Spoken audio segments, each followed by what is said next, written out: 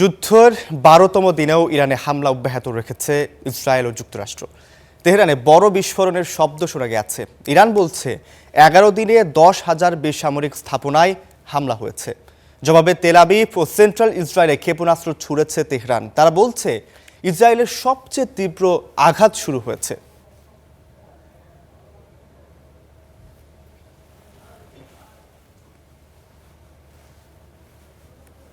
গর্ভ রূপ নিল মধ্যপ্রাচ্য পরিস্থিতি।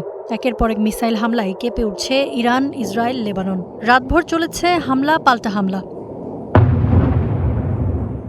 শনিবার ইরানের জ্বালানি স্থাপনায় ইসরায়েলের হামলার পর নতুন মাত্রা নিয়েছে যুদ্ধ।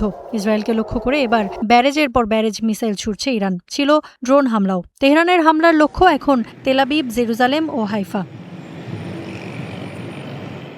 ইরানি মিসাইল ছুটে আসার সতর্কতা সাইরেন এখন ইসরায়েলের এই শহরগুলোর নিত্যসঙ্গী। বাসিন্দাদের মোবাইল ফোনে নিকটবর্তী আশ্রয়কেন্দ্রের ঠিকানা পাঠিয়ে সেখানে আশ্রয় নিতে আহ্বান জানায় সেনাবাহিনী। রয়টার্সের প্রকাশিত ফুটেজে দেখা গেছে আতঙ্কিত হয়ে মাটির নিচের বাংকারে আশ্রয় নিচ্ছেন ইসরায়েলিরা। যদিও যুদ্ধের শুরু থেকেই বেশিরভাগ হামলা প্রতিহত করার দাবি করছে ইসরায়েল, প্রকাশ করছে না হতাহতের প্রকৃত তথ্য। তবে ইসরায়েলি একটি সংবাদ মাধ্যম নিশ্চিত করেছে রাতের হামলায় বেশ কয়েকজন আহত হয়েছে।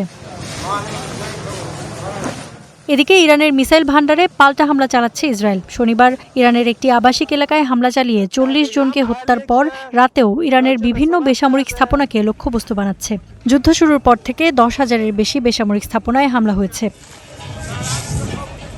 বুধবার সকালে একটি ব্যাংককে হামলার টার্গেট বানিয়েছে ইসরায়েল। হামলা হয়েছে কারমান বিমানবন্দর ও ইস্পাহানের রুশ কনসুলেটে। এদিকে লেবাননের বৈরুতে ইরানের ৪ কূটনীতিক নিহত হয়েছে বলে জানিয়েছে Iran. Iffat Khandakar, Star news.